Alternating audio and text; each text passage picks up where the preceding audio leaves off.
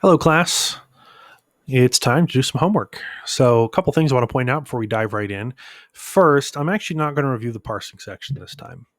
And the reason for that, pretty straightforward. It's taking a long time to get through these videos. And I get the feeling y'all don't really need breakdowns of the parsings, right? And that's really what this chapter is even about with the contract verbs and the answer key, which you should be consulting when you do the homework if you don't understand something or to check your work. I feel like a lot of the parsing stuff is fairly self-explanatory, but if you want more in the future, we can definitely talk about that or do some parsings in class. For this chapter, you're going to want to memorize the imperfect paradigm for a me, as Dennis helpfully pointed out in class today. Thank you, Dennis. And you will want to memorize the rules for vowel contraction that you see in there. There's 5 rules dealing with just, two vowels coming together. And there's another set of rules dealing for a vowel plus a diphthong you'll want to really familiarize yourself with as well. You won't have the ability to adequately identify a lot of verbal forms if you can't do that. Now, let's talk about translation. As you notice, the homework is becoming a lot more translation heavy, and so I really want to spend some time focusing on that. Again, especially since you are dealing with texts of the Greek New Testament here. And forgive me if I sound a little out of it today. I'm tired. I've had a really long day, so I hope that you will bear with me with my less than enthusiastic translations today. So let's talk about our first question here. Then ta erga to Abram apoieta. Well, the first thing we got to notice right away is we can see the stem of the word poieo here. That's one of our words that we memorized in chapter 6 for this class, the contract verb. And we have that signature contraction here, right? We have the poieo, we have that epsilon here, and the two epsilons come together to create an epsilon iota diphthong here. It's long. We've got that circumflex there to help indicate that. And we also see that we've got the augment, and we've got a second person plural ending from the active stem. So what we're looking at here is an imperfect active indicative, second person plural from poieo. You were doing, ta erga to Abram. Y'all were doing the works of Abraham. Y'all were doing the works of Abraham. Now, ta erga could be in the nominative case, right? But we know it can't be in this particular situation because the verb's subject we know must be second person, and there's no second person pronoun here. And we know this can also be in the accusative. So we know in this case it is the accusative. It's a direct object of apoieta. Next, we've got effabunta gar ton laon. Effabunta gar ton laon. Well, another thing we want to notice right away, right? What are we looking at? Well, we've got what appears to be a stem of fabeomai here, right? We've got fabu. Fabu, fabeomai is our root here. Fabeomai. And we've got our imperfect augment here. And then what is this ending? What is this ending? Well, we've got the third person plural ending. Remember, main, u, ata, ometha, estha, anta, right? That's our paradigm, a Methodist on a toe, the plumber's illustration. And so for the people, for they were afraid of the people, or they were fearing the people, right? For they were fearing the people. This is talking about the Pharisees there in Luke 22. For they were fearing the people. And you might wonder, could this be passive, right? Could this be for they were afraid, or could it have some kind of middle sort of thing? But the answer is in this construction, no, right? We've got a third person plural. So we know whatever our subject is, it's going to be plural. We also know ton laon here is in the accusative case, right? It's in the accusative case and not the nominative. So that rules that out. We know that fabeomai is kind of being used as a true middle here and not a passive. Kai peripate ha Jesus en tohiero. Okay, well, I think we're kind of in luck, aren't we? Periepate, right? So what do we got here? Well, this is an interesting word. This is interesting. And so peripateo is the root that this is coming from, peripateo. And you might notice, if you're a keen observer, like you might be inclined, at first blush to say, hey, this is a perfect active indicative third person singular, right? Think of, oase, right? We've got Jesus walking in the temple of peripate. But what is interesting is, periepate is we've got the presence of this augment here, right? We've got the presence of an augment. And you might say, wait, that's an augment? Well, peripateo does not have that particular epsilon in it, right? It doesn't have that particular epsilon in it. And when you have a compound, remember we saw this last week, we have a compound word. Sometimes the augment will come actually at the beginning of the verb itself, whereas the compound, the preposition or whatever the other compound is, won't be modified by that because technically it's a distinct word. They're just kind of fused together. And so we have peripateo, and we've got this ending here, though. It's kind of curious, right? This looks like a present active indicative ending, but it's an example where the contract verb is being really tricky. It's being really tricky in this case. And what's happened is the same thing that happened here. Peripateo, right? Remember, it ends with an epsilon. And we know our active indicative for the imperfect is on, sn, amen, eta, on. Omai, etai, ometha, estha, on tai for the present middle passive indicative, but in the imperfect, it's on, sn, amen, eta, on. And so what you have here is you have that n, that third person singular ending, that n, with a movable nu at the end. That's why we memorize these, because sometimes they appear, Dan asked about this, they do sometimes appear without the nu. And so what you have is the end of peripateo with the epsilon here, and then you have the n, the epsilon from the n of the imperfect active indicative third person singular, and they contract and lengthen to this long vowel here, this diphthong. And so it really is an imperfect active indicative third person singular from peripateo. That's what we're dealing with here. And so we've got now, and Jesus was walking in the temple, and Jesus was walking in the temple, right? We've got this kai, we've got this preposition n, which you're gonna have memorized this week, and you'll be using a lot more next week. And then we have, of course, the dative case here. So a bit of a more challenging one there, but I think worthwhile to look after. Now, number 4, gnoskamen, hati agapomen, ta tekna tu theou. All right, we've got 2 verbs this time, right? The first one should be pretty easy to spot, right? Gnosk. What do we have here? We have gnosko. We have a present active indicative, first person, plural. We know that. We have agapomen. We have agapomen. This is coming from agapao. Agapao. And what else do we see about it? Right? Well, there's some interesting things. So it's coming from agapao. We're sure about that. In fact, we can even see agapo here. But notice we've got that omega, or omicron rather, or omega. Yeah, what am I saying? This is omicron. This is omega. I'm having a brain fart. And sadly, I have decaf coffee. Not even drinking caffeinated coffee. I'm drinking decaf. What a terrible state of affairs this is. I really could use the real stuff. Agapomen. And so what's happened here is alpha and omicron have become omega. They've become omega. And so we have this lengthening. We have this lengthening here to the long vowel omega. And so what we're really actually looking at is a perfect act or present active indicative first person plural from agapao.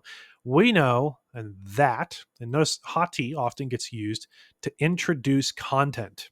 It can be a content clause introducer. That's not really an official grammatical way of saying it, but it can be used to introduce a content clause.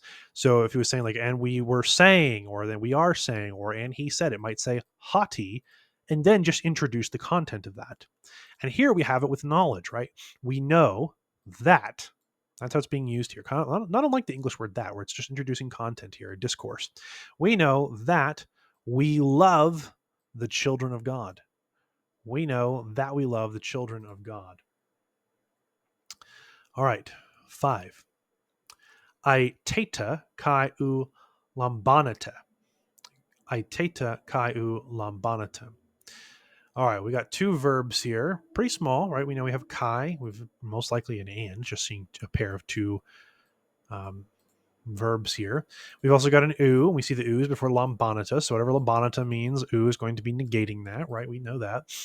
And it can be helpful in some cases to translate the whole sentence and then come back to the particle. This is an easier sentence in that regard. You've got 2 verbs, which makes it a little more challenging. But let's talk about our verbs. We have aiteta, and it's probably, it's going to be coming from aiteomai, or aiteo, depending on who you ask, right? In this case, it should be aiteo.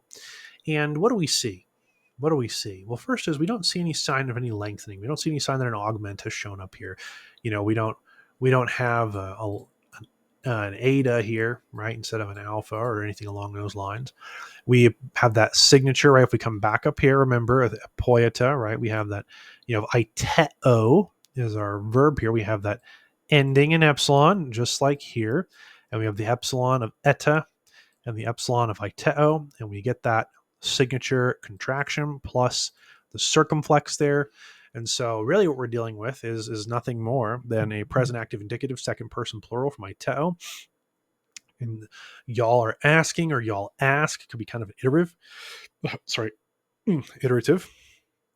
And now we also have lambonita. We know lambano, I take or receive, right? And notice how there's just no funny business here with lambano. It's just lambonita, right? It's a present active indicative second person plural.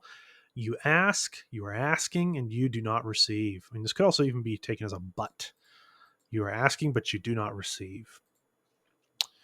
6, ala lalumen theou saphion. Ala lalumen theou saphion. Okay, well, we know this one's supply. We know this is wisdom. Let's talk about saphion for a second here. Notice how we have what appears to be a alpha pattern accusative ending here, right? Feminine noun, singular accusative. And that's exactly what it looks like, right? Just a thing to note there.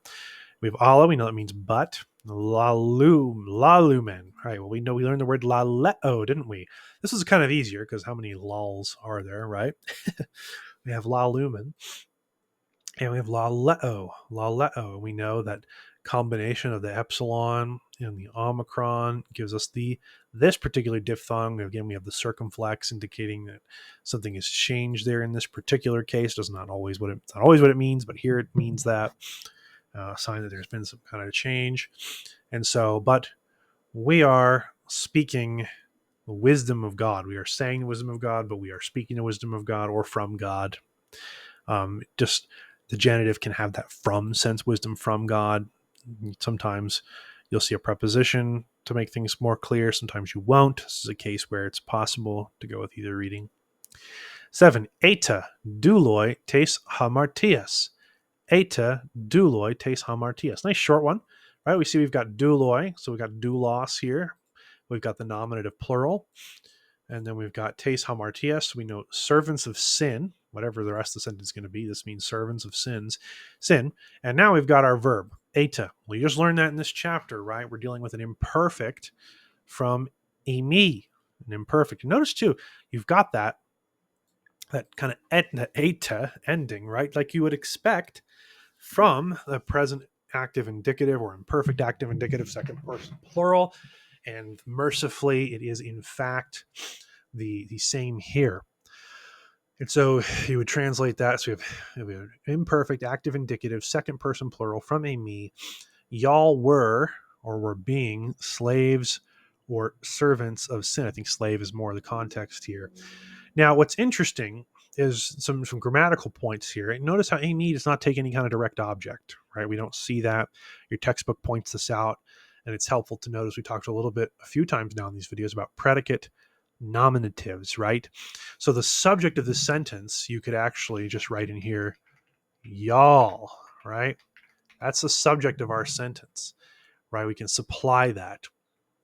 Y'all were servants. And so douloi is being predicated of y'all, right? And it's a predicate nominative. And so you see that with the to be verbs where when you have your subject in the nominative and something's being predicated about it, it's often in the nominative.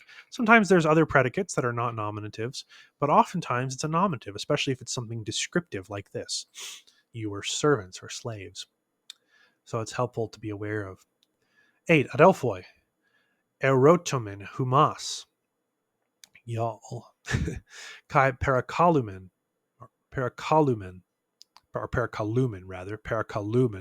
and kurio Jesu. All right. What are we dealing with here? Well, we've got two verbs, haven't we? We've got two verbs. Erotomen, parakalumen. Let's start with erotumen, right? We know erotao, that was a verb that was actually on your quiz, right? I ask. I ask.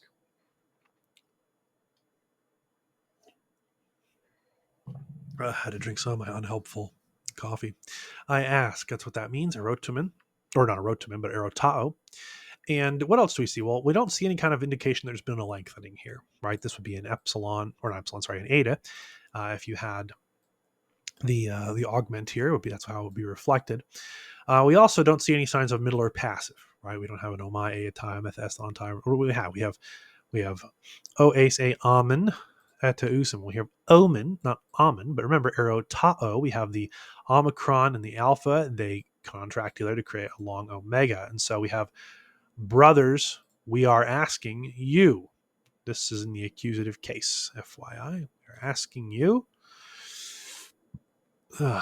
And parakalumen. Well, notice here we have also likewise no sign of an augment.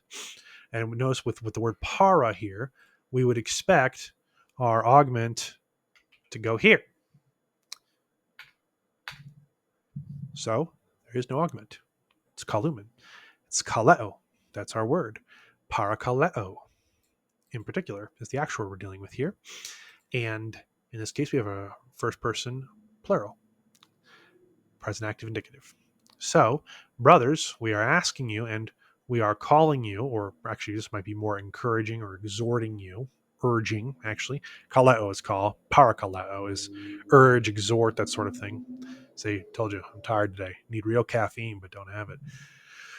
We are urging you in the Lord Jesus. In the Lord Jesus. All right, number 9. Etunta erene. Etunta erene. Now, this is an interesting one, right? Well, what do we see? Well, first thing is, what's really interesting is I don't think any of us have ever seen a verb that starts like this before, right? What do we have here? We have an epsilon or an eta, and we have a iota subscript. Well, this is really interesting, isn't it? Well, how did we get here? How did we get here? Well, sometimes when you have a word that starts like this, for example, aiteo, and you have this lengthen, the iota subscripts. And that's exactly what we're seeing here. This is in fact aiteo, that is our verb. And what's happened is the alpha has lengthened to an eta, and so the iota of the diphthong, it's no longer a diphthong, right? Because it's eta iota. The iota has now subscripted underneath here since that diphthong is broken up. And so we have an imperfect. We know we have an imperfect. What kind of imperfect of aiteo do we have? Well, we can already look. It's not on, sn, and eta on, right? It's coming rather from the middle passive paradigm. Your amen u eta ometa esta anta. And so what are we looking at? All we're looking at then is a imperfect middle passive indicative third person plural from aiteo. And then we have erenein. So erene is the word for peace. This is just a feminine accusative singular. And so you could translate it this way. They were asking for peace. They're asking for peace. And you might say, like, wait a minute. Isn't it a middle passive? What's the big deal? Why are you translating as an active? Well, it is, of course, because it's being used as an actual middle here. It's being used as a real middle. And so they're asking for themselves peace, right? And you think about it, you think about the asking for peace, right? They're involved in that action. They want peace. It's for their own benefit. And so they're asking for that. All right, 10. Kai akaluthusin auto hoi mathetai autu. Okay, what are we dealing with here? Akalothusin. Well, with akalothusin, right, we know we're dealing with the verb akalutheo, mostly because just about the entire verb is there. There's not a whole lot of akaluth verbs out there in Greek, and so we're dealing with that. Notice how, again, we have no sign of any kind of augment, so we're dealing with a present, right? We're dealing with a present, active, indicative, third person, plural. And they were following him. Who's the they? His disciples. So let's smooth this out. And his disciples were following him. And his disciples are following him. His disciples follow him. Now, you notice I kind of reflexively translated that as past tense. We talked a little bit in class about historic presence in narrative, so I kind of like automatically do that, and it is correct. In this case, it's obviously present, active, indicative, third person, plural. So like if you translated it and his disciples are following him, and his disciples follow him, something like that, you're good. You're good. In the historical narrative, though, it really is being used in a past tense kind of way. Just one of the conventions of Greek narrative. 11. Kai zetusin tame sukein mu. All right, what do we have here? Well, first things first, we have the verb. We have the verb in number 11 here. And this is coming from zeteo. Zeteo. It's one of the words we memorized, right? Zeteo.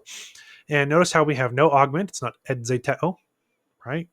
So we know it's a present, and we don't see any kind of sign of middle passive. So we have a present active indicative, third person plural. And they are seeking my life. Tame psukein, right? We know psuke is a word for life or soul. So it's just a feminine accusative. They have the possessive pronoun my. Hey Petra, the rock, de ein ha Christos. Oh, Paul. This is an interesting one. Well, we'll start with our verb here, right? What do we have? We have an imperfect active indicative, third person singular from a me. Again, it's imperfect active indicative, third person singular. So was. But the rock was Christ. Talk about the rock in the wilderness that gave the people of Israel water. 1 Corinthians 14. Sometimes Paul says things that are difficult to understand, and that's one of them. I highly encourage you to go study that if you feel like it. 13. Hoi tet mathetai eplerunta charas. Okay, now te is kind of a tricky boy here, but really in this sense it's probably being used as and. Like kai and de and others, oftentimes it'll come as the second item in a clause. It's not unusual, so don't be shocked by that. Remember, mathetai, notice we have a feminine plural nominative ending, but we have the masculine plural article, and that's because, remember, mathetai is irregular. So this is our subject, hoi mathetai. At plerunta charas. Well, what do we see when we've got plerunta here? What's the first thing we see? The first thing we see is what looks like an augment, right? I have this epsilon here. It could be potentially be a word, like with epi as a prepositional compound, but notice there's no iota here. Just ep plerunta wouldn't really count. So we can see this as an augment. We're thinking an imperfect because you guys haven't learned the other past tenses yet. The past tenses yet. At plerunta. And what are we dealing with? Well, we know plereo, or plerao rather, plerao, is probably our verb, right? And to be filled with, or I am filled. And we're looking at a middle passive ending here. And so at plerunta, we're dealing with an imperfect middle passive indicative third person plural. And the disciples at plerunta charos, joy. And I think we actually have a pretty clear example of a passive here. And they were the disciples were filled with joy. It's a passive. The joy in charos is the content that they're being filled with here. And you might notice this could be an accusative. It could also be a genitive. And sometimes the genitive case is actually used to indicate like the content of something. So like if it says a jar was filled with water, the word water is more than likely going to be in the genitive case. 14. T, which just means why, as a question. De, me, which is just me. Isn't that kind of funny? Me. And why me, kaleta. Oh, we have the word kaleo, pretty obvious here, and we've seen it several times now. The two epsilons contracting together, so we know this is a perfect active indicative, or present active. Seriously, perfect. Oh my goodness. A present active indicative, second person plural. And why are you calling me Lord? Kyrie. Let's talk about this for a sec. Kyrie. This is a tough one because we only talked about it very briefly. I'll give you a second to think. What is this word? What's it being used for here? Remember, we learned 4 cases in Greek so far, but there's actually a 5th, isn't there? There's a 5th case, and it's the case we don't talk about much, the vocative. This is actually a vocative, and so it's kurios. It's kurios, but it's in the vocative, and so that's how you would address someone. So if Jesus came to you and you were Greek speaking, you would say Kyrie, Lord, as opposed to just saying kurios, Lord. There is some overlap with the nominative and the vocative in the Koine period, but these tales do not come into our current story. Kai u poeta ha lego. This is an interesting one. Notice we teed the ball up here with a question. We have the semicolon here, which also indicates a question. So we know this whole sentence is a question. We know, why do you call me Lord? And Okay, poieta, we've got poieo, right? We've seen this before a few times today. We know no augment. We know it's not an imperfect.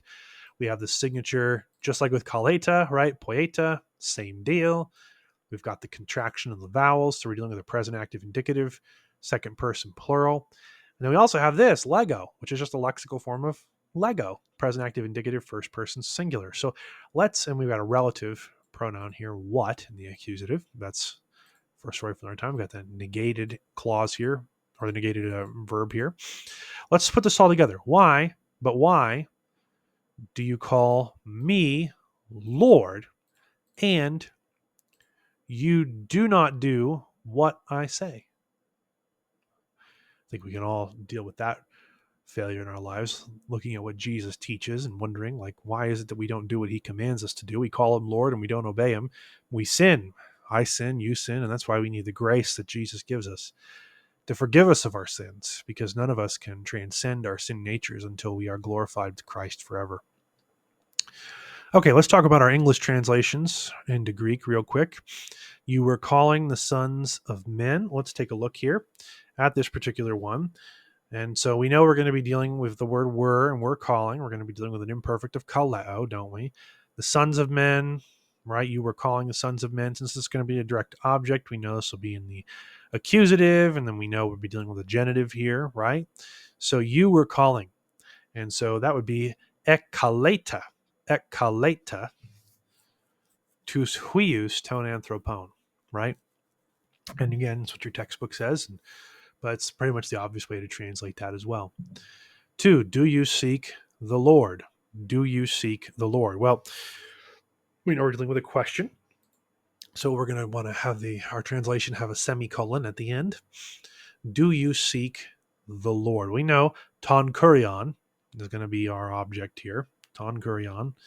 And we know zeteo is our word for seek, right? And since it's talking about what's going on right now, it's going to be a present active indicative second person singular. So zetes ton kurion. Pretty straightforward, right? A nice economy of words there from the Greek. 3, they were speaking the words of truth. Okay, so speaking, we know lego and we know laleo are words we could use here. I don't particularly see a problem. Well, let's just go with laleo here. And we know they were, so we're going to deal with a third person plural right away. We know it's going to be imperfect. We see progressive or imperfective aspect here. And so we know it's going to be, elalun, tus lagus, tes alethius. You could just have alethius. You don't necessarily need the article there. But tes alethius is a little more precise. 4, the slave loves the church. So we know it's going to be hadulos is our subject. And agapao is our verb for love. We know tein ekklesion is going to be our direct object here. So hadulos, agape, or agapa rather, not agape, agapa, tein ekklesion. Pretty straightforward. And remember, it's agapa because with the iota subscript at the end there, because we have the alpha and the epsilon, and the alpha prevails over that and remains behind, but then the iota gets subscripted because it doesn't become a diphthong. So that's why that happens. All right, number 5, the prophet is walking to the disciples. So we know it's going to be he prophetes, or ha prophetes rather. See, I almost got myself tripped up there. Those irregular verbs, they get you, don't they? Ha prophetes, peripate, to matheto. Or actually tois mathetois. See, I'm getting all twisted up because of the irregular nouns there. But yes, it's going to be ha prophetes, peripate, tois mathetais.